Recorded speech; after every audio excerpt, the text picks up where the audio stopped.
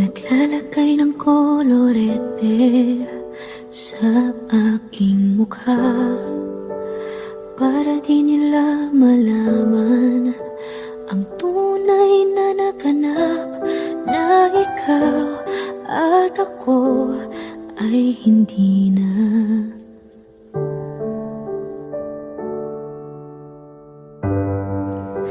Iniensayo pang mga ngiti para di halata. Damdamin ko'y pinipigil, sa loob umiiyak, dahil ikaw at ako ay hindi na.